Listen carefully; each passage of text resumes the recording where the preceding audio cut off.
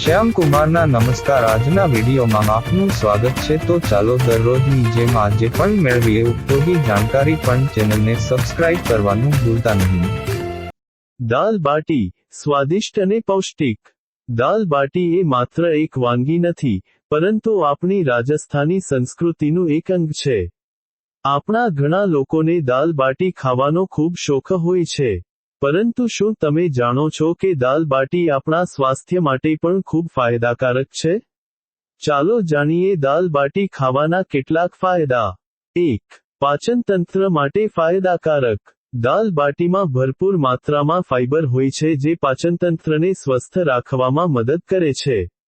તે કબજિયાત જેવી સમસ્યાઓથી બચાવે છે અને પાચનક્રિયાને સુધારે છે। 2.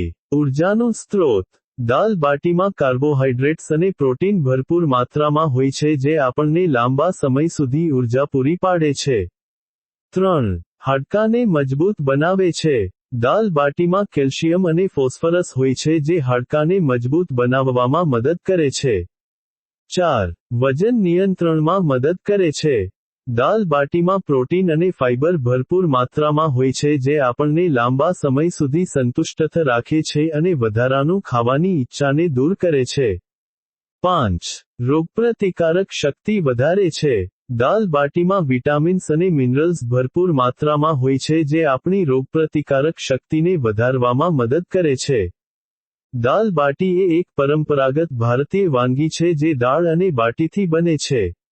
દાલ બાટી બનાવવા માટે આપણને દાળ, ઘઉંનો લોટ, ઘી, મસાલા અને અન્ય સામગ્રીની જરૂર પડે છે।